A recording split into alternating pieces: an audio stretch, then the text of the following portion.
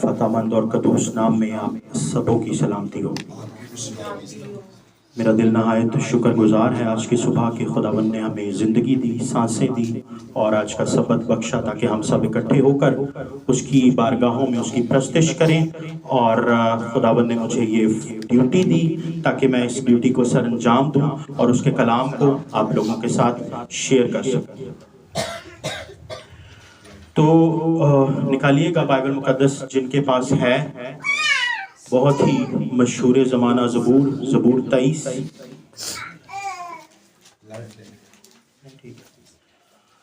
زبور 23 ویسے تو زبانی آتا سب کو، بچوں کو بھی، پاس جوزف کو بھی، سب کو زبانی آتا ہے۔ تو میں پڑھوں گا، کلام خدا میں یوں مرقوم ہے: خداوند میرا چوپان ہے، مجھے کمی نہ ہوگی۔ وہ مجھے ہری ہری چراگاہوں میں بٹھاتا ہے، وہ مجھے راحت کے چشموں کے پاس لے جاتا ہے، وہ میری جان کو بحال کرتا ہے، وہ مجھے اپنے نام کی خاطر صداقت کی راہوں پر لے چلتا ہے۔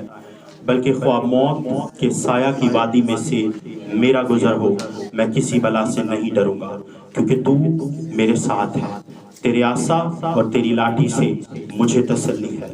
تو میرے دشمنوں کے روبرو میرے آگے دسترخوان بچھاتا ہے، تو نے میرے سر پر تیل ملا، میرا پیالہ لبریز ہوتا ہے۔ یقیناً بھلائی اور رحمت عمر بھر میرے ساتھ ساتھ رہیں گی، اور میں ہمیشہ خداوند کے گھر میں سکونت کروں گا۔ آمین۔ پریز لارڈ، پریز لارڈ۔ ایک لمحہ کے لیے اپنی آنکھوں کو بند کریں۔ خداوند میں تیرا شکر، تیری تعریف کرتا ہوں باپ آسمانی۔ میں اس لائق نہیں، میں اس قابل نہیں جس قابل تو نے مجھے سمجھا اور جس قابل تو نے مجھے بنایا۔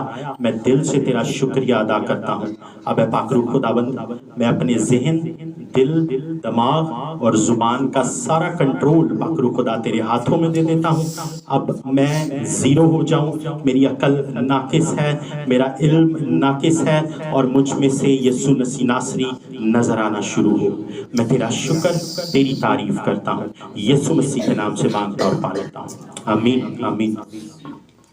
اچھا جی، یہ زبور ہم بچپن سے سنتے آ رہے ہیں، اور بچے بھی اس کو سنڈے اسکول میں بھی یاد کرتے ہیں، بڑوں کو بھی آتا ہے، سب کو آتا ہے۔ لوگوں نے کرونا میں بھی جب زبور دروازوں پر لکھ کے لگائے ہوئے تھے، اور یہ پوری دنیا میں جب لوگ ڈر خوف میں ہوتے ہیں، سب سے زیادہ پڑھا جانے والا زبور نمبر 23 ہی ہے، اور لوگ اسی کی تلاوت کرتے ہیں اور اسی کو زیادہ پڑھتے ہیں۔ تو آج دیکھتے ہیں اس کو، تھوڑا سا اس کی گہرائی میں چلتے ہیں، اس کو جانتے ہیں کہ یہ ہے کیا، یہ چوپان کیا ہے، یہ چرواہے کیا ہیں، یہ بھیڑیں کیا ہیں، یہ کیا سلسلہ کار ہے، اور اس کو کیوں داؤد نے اس طرح سے بیان کیا۔ اب سلسلہ یہ ہے کہ جو چرواہے کا اور بھیڑ کا رشتہ ہے وہ میں یا آپ نہیں جان سکتے، وہ داؤد بہتر جان سکتا ہے، کیونکہ داؤد خود ایک چرواہا رہ چکا تھا۔ داؤد خود بھیڑوں کو پالا کرتا تھا، ان کو چرایا کرتا تھا، وہ اس رشتے کو بخوبی جانتا ہے، اور یہاں پر اس نے اس کو تشبیہاً استعمال کیا اور کہا۔ اور زبور میں جب اس کو ہم شروع کرتے ہیں، اس زبور میں اس نے خداوند کو 3 طریقوں سے بیان کیا، یعنی خداوند کو چرواہا کہا، خداوند کو ایک گائیڈ کہا یعنی رہنما کہا، اور خداوند کو ایک میزبان کہا۔ اور اس کی پہلی آیت میں لکھا ہے خداوند میرا چوپان ہے، مجھے کمی نہ ہوگی۔ جب داؤد خداوند کو چوپان کہہ رہا ہے تو وہ خود اپنے آپ کو ایک بھیڑ کنسیڈر کر رہا ہے کہ میں ایک بھیڑ کی طرح ہوں، اور خداوند کیا ہے جی؟ میرا چوپان ہے۔ اب ہوتا کیا ہے، اس نے بھیڑ کو کیوں تشبیہ دی ایک چوپان کے ساتھ؟ کیونکہ اس کو بخوبی اس کا آئیڈیا ہے، اس کو بخوبی وہ اس رشتے کو جانتا ہے کہ یہ بھیڑ کا اور ایک چوپان کا کیا رشتہ ہے اور یہ کس طرح سے چلتا ہے۔ اس رشتے کو آج تھوڑا سا غور سے دیکھیں گے۔ اب ہوتا کیا ہے، اب اس رشتے کو جب داؤد بیان کرتا ہے، بھیڑ جو ہے نا، بھیڑ ایک بالکل ڈیفنس لیس اینیمل ہے، وہ اپنا ڈیفنس نہیں کر سکتا۔ اگر بھیڑ کو کوئی خوف ہوتا ہے نا تو وہ صرف بھاگنے کے علاوہ اور کچھ نہیں کر سکتا۔ بھیڑ سیلف ڈیفنس نہیں کر سکتی۔ جیسے مثال کے طور پہ دوسرے کسی جانور کو اگر آپ مارو یا اس کے قریب جاؤ، وہ آپ پہ حملہ کرتا ہے، اور بھی کسی انسان کو، مثال کے طور پر اگر میں اپنی بیوی کو ایک تھپڑ ماروں، گستاخی معاف، ویسے تو میری اتنی ضرورت نہیں ہے، اگر میں ایک تھپڑ ماروں وہ آگے سے 2 میرے منہ پہ مارے گی، تو یہ اپنا ڈیفینس کرنا جانتی ہے۔ اب بھیڑ جو ہے وہ ڈیفینس لیس اینیمل ہے، وہ ڈیفینس کرنا نہیں جانتا، وہ ٹوٹل چرواہے پر ڈیپینڈ کرتی ہے۔ اب اس کو اگر آپ گرین ویلیز میں، ہری ہری چراگاہوں میں لے کر چلے جائیں گے، اور اس کو نہ تو اپنے گھر کا راستہ پتہ ہے، آپ اور کوئی جانور اگر جیسے کوئی بلی ہو یا کوئی اس طرح کی چیزوں، اس کو اپنے گھر کا پتہ ہوتا ہے، وہ فوراً اس کو جہاں مرضی چھوڑو وہ گھر واپس آ جاتی ہے۔ اور بھیڑ ایسا جانور ہے، یہ چرواہے کی مدد کے بغیر اپنے گھر کبھی بھی نہیں لوٹ سکتی، اس کو جہاں مرضی چرانے لے جاؤ، یہ بھیڑ کے جو چرواہا ہے اس کی انسٹرکشن کو ٹوٹلی اس پہ ڈیپینڈ کرتی ہے۔ اور بھیڑ جو ہے یہ بالکل ڈیفینس لیس ہے، اس پہ کوئی کسی قسم کا کوئی اس میں وہ لڑنے والا یا کوئی اس طرح کا ایلیمنٹ نہیں ہے۔ اب جو ہے وہ خداوند میرا چوپان ہے، مجھے کمی نہ ہوگی۔ اب خداوند جو ہے وہ داؤد کا چوپان ہے، داؤد کہتا ہے کہ خداوند تو ہی میرا چوپان ہے، میں جہاں کہیں جاؤں گا، میں جو کچھ بھی کروں گا، میرا کمپلیٹ توکل، میرا مکمل کنٹرول میرے زندہ خداوند پر ہے۔ اب ہوتا کیا ہے، بھیڑ کی 4 ایسی خصوصیات ہیں جن میں اگر بھیڑ جو ہے نا وہ اگر کھانا کھا رہی ہے نا، مثال کے طور پہ اس کو چرواہے نے کسی گرین ویلی میں چھوڑا ہے، وہ گھاس کھاتے کھاتے کھاتے وہ سارا اس کو ختم کر دے گی۔ آگے اگر خوراک ہے، تھوڑا سا آگے کوئی گھاس ہے، اس کو پتہ نہیں چلے گا جب تک چرواہا اس کو ادھر لے کر نہ جائے، وہ اسی ایریا میں سے اپنی خوراک کو کھائے گی، وہ اسی ایریا میں سے ساری گھاس کو فنش کرے گی، آگے والے حصے میں نہیں جائے گی جب تک چرواہا اس کو آگے لے کر نہ جائے۔ اور جب تک چرواہا اس کو پانی کے پاس نہ لے کر جائے یا چوپان اس کو پانی کے پاس نہ لے کر جائے، وہ کبھی بھی خود سے نہیں جا سکتی، وہ ایک ہی ایریا میں سے کھاتی چلی جائے گی۔ اب داؤد یہاں کہتا ہے کہ وہ مجھے ہری ہری چراگاہوں میں بٹھاتا ہے۔ اب بھیڑ جو ہے نا وہ آرام سے سادہ بیٹھ نہیں سکتا، بھیڑوں کو آرام سے بیٹھنے کے لیے ڈاکٹر فلپ صاحب کی ایک بک ہے، وہ اپنی بک میں چرواہوں سے متعلق اور بھیڑوں کے رشتے کو بیان کرتے ہوئے بتاتے ہیں کہ بھیڑ کو اگر آپ آرام سے اس نے کسی چراگاہ میں لیٹنا ہے یا آرام سے اس نے کسی چراگاہ میں بیٹھنا ہے، تو اس کے لیے 4 چیزیں بہت ضروری ہیں۔ ایک تو یہ ہے جی، بھیڑ کو کسی قسم کا کوئی خطرہ لاحق نہیں ہونا چاہیے۔ اگر اس کو کسی قسم کا کوئی خطرہ ہوگا تو وہ آرام سے نہیں بیٹھے گی۔ بھیڑ کو بغیر جب اس کی زندگی سکون ہوگی، اس کی زندگی میں آرام ہوگا، کسی قسم کا کوئی ڈر، کسی قسم کا کوئی خوف نہیں ہوگا، تو وہ آرام سے بیٹھ جائے گی۔ اگر اس کی کسی دوسری بھیڑ کے ساتھ کوئی رنجش ہے، کوئی اس کی ناراضگی ہے، وہ تب بھی نہیں بیٹھے گی۔ اگر اس کو کوئی گرمیوں میں اکثر مکھیاں ان کو تنگ کرتی ہیں اور لاروے چھوٹے ہوتے ہیں، وہ بھیڑوں کو تنگ کرتے ہیں، وہ تب بھی آرام سے نہیں بیٹھے گی، وہ مسلسل بھاگتی رہے گی، اچھلتی رہے گی، اور جب تک بھیڑ بھوکی ہوگی وہ آرام سے نہیں بیٹھے گی۔ اور داؤد یہاں پر تشبیہاً یہ رشتہ بتا رہا ہے کہ میں ہر طرح سے، مجھے سکون ہے، مجھے نہ کسی کھانے کی ضرورت ہے، مجھے نہ کسی مشکل میں ہوں، میں بالکل، میری کسی سے لڑائی نہیں ہے، میں ہر جنگ جیت چکا ہوں، میں ہر کام میں فتح یاب ہو چکا ہوں، کیونکہ خداوند میرا چوپان ہے۔ اب میں آرام سے ہری ہری چراگاہوں میں بیٹھا ہوں، میں آرام سے ہری ہری چراگاہوں میں بیٹھا ہوں، میرے ارد گرد سکون ہے، میرے ارد گرد امن ہے، کچھ بھی نہیں ہے، اور میں بالکل سکون سے بیٹھا ہوا ہوں، وہ مجھے ہری ہری چراگاہوں میں بٹھاتا ہے۔ اب اس کی زندگی بالکل آرام ہے، بالکل امن ہے، اسی لیے اس نے بھیڑوں کا اور چرواہے کا رشتہ استعمال کیا، اور وہ کہتا ہے مجھے راحت کے چشموں کے پاس لے جاتا ہے، اور خداوند جو ہے وہ اس کو ہر طرح سے گائیڈ کرتا ہے، ہر طرح سے اس کو جو اس کی زندگی کی ضرورت ہے وہ اس کو پورا کرتا ہے۔ آگے کہتا ہے جی، وہ میری جان کو بحال کرتا ہے، وہ مجھے اپنے نام کی خاطر صداقت کی راہوں پر لے چلتا ہے۔ انسان کی جو زندگی ہے نا، یہ فل آف ٹینشن، پریشانیاں، مشکلات، ہر ایک تھوڑی سی زندگی سکون میں آنے لگتی ہے کہ کوئی ایک نئی مشکل ابھر جاتی ہے۔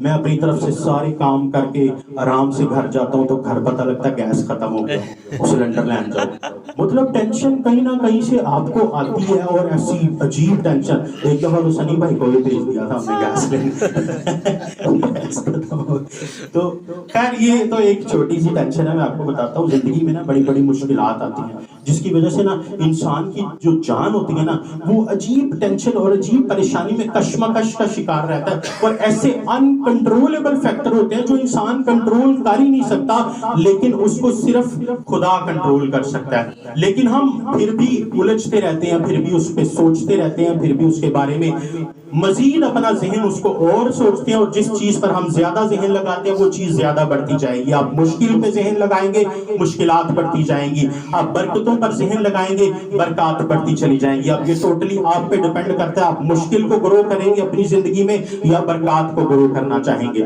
اچھا، ڈاکٹر چک سمتھ صاحب ہیں جن کو میں اکثر فالو کرتا ہوں، جن کو میں سنتا ہوں اکثر، وہ کہتے ہیں کہ میں جب چھوٹا سا، میرا ایک چیپل تھا، چھوٹا سا چرچ تھا، ہم نے شروع کیا خداوند کا کام، کلیسیا آنا شروع ہوئی، بڑے خوش تھے، تھوڑے سے لوگ تھے، چھوٹا سا ہمارا چیپل تھا، ہم دعا کرتے تھے، کلام سنتے تھے، خداوند کی پرستش کرتے تھے اور چلے جاتے تھے۔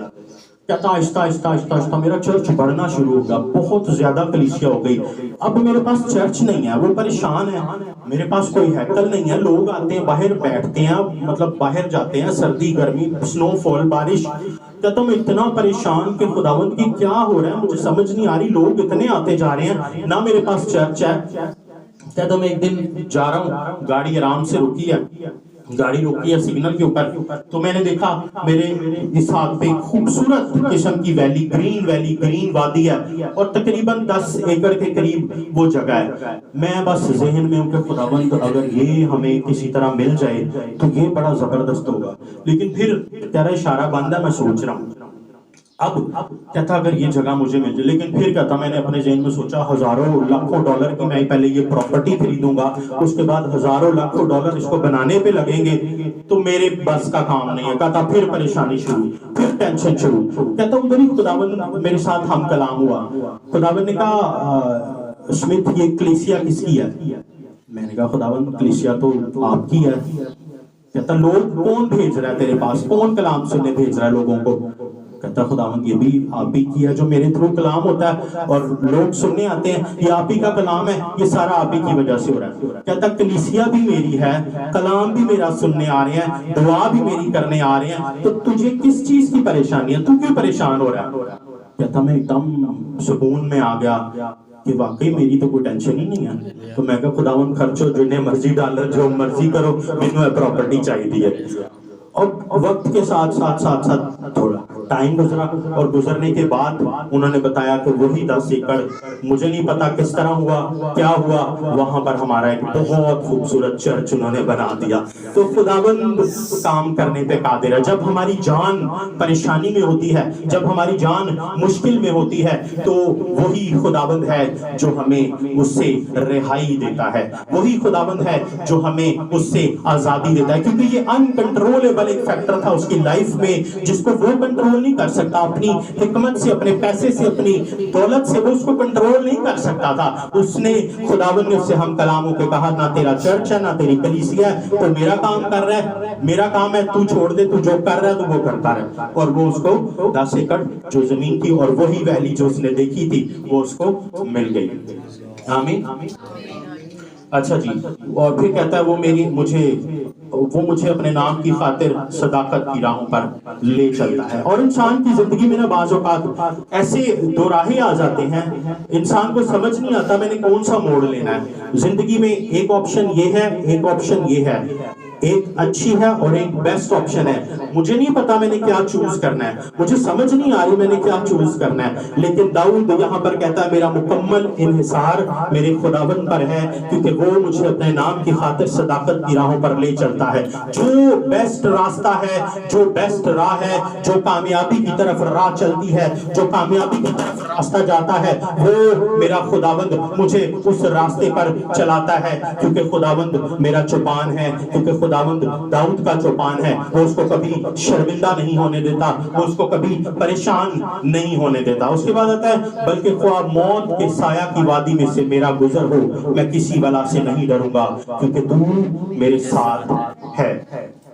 اب ہوتا کیا ہے کہ بہت سی مشکلات انسان اکثر کہتے ہیں جی میں تو موت کے منہ سے نکل کر واپس آیا ہوں. اتنی ٹینشنوں سے اتنی پریشانیوں سے انسان گزر کر واپس آتا ہے. یہ موت کے سایہ کی وادی ہوتی ہے جب خداوند ہمیں بچا لیتا ہے. اکثر انسانوں کو دیکھا ہے کہ بس وینٹیلیٹر پہ بھی ہوتے ہیں, وہاں سے بھی بچ کر واپس آ جاتے ہیں. اتنی بلڈنگ سے بھی گرتے ہیں اور پھر بچ کر واپس آ جاتے ہیں. یعنی موت کے اتنے قریب سے ہو کر واپس آ جاتے ہیں. اس کے پیچھے ہماری کوئی حکمت یا ہمارا کوئی زور نہیں ہوتا, اس کے پیچھے زندہ خداوند کی طاقت ہوتی ہے جو موت کے سایہ کی وادی میں بھی ہمارے ساتھ رہتی ہے. ایک خوبصورت سٹوری میں نے پڑھی, اس میں بتاتے ہیں جی ایک شخص کی ڈیتھ ہو گئی, شخص فوت ہو گیا. فوت ہونے کے بعد خداوند کے پاس جنت میں چلا گیا. خداوند نے اسے کہا کہ بیٹا آ, میں تجھے وہ دنیا کے راستے دکھاتا ہوں جہاں جہاں تو چلا تھا.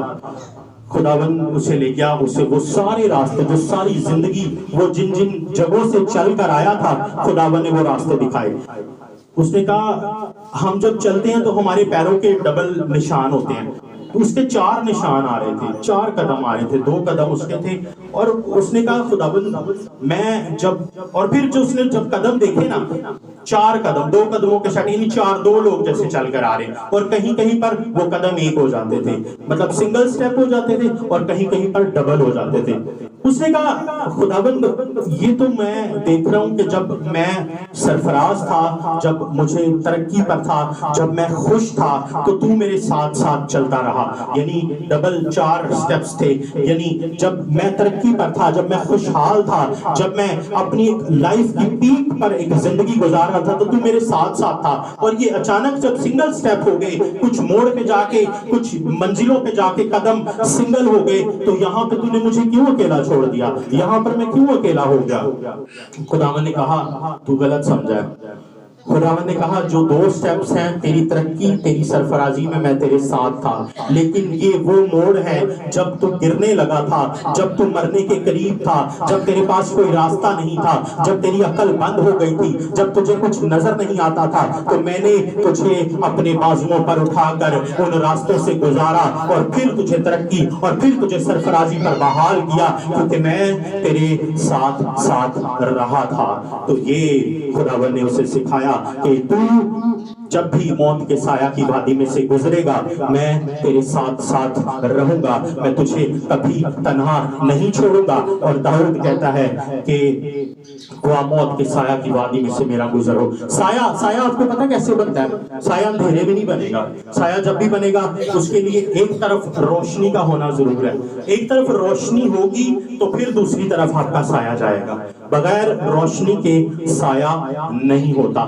داؤد کہتا ہے کہ جب نوروں کے باپ کی روشنی مجھ پر پڑتی ہے تو موت کا سایہ زمین پر گر جاتا ہے, اور میں اس وادی میں سے بڑے سکون سے, بڑے آرام سے گزرتا ہوں, کیونکہ یہوہ خدا کا نور میرے ساتھ ہے, کیونکہ یہوہ خدا کی لائٹ میرے ساتھ ہے, کیونکہ یہوہ خدا کی روشنی میرے ساتھ ہے. اس روشنی کے سبب سے موت کا جو سایہ ہے وہ زمین پر گر گیا ہے, اور میں بڑے سکون سے, میں بڑے آرام سے اس زندگی میں سے گزر رہا ہوں. اور تو نے مجھے زندگی کی ہر جنگ میں فتح یاب کیا. 66 جنگیں تھی جی, 66 جنگیں داؤد نے جیتی.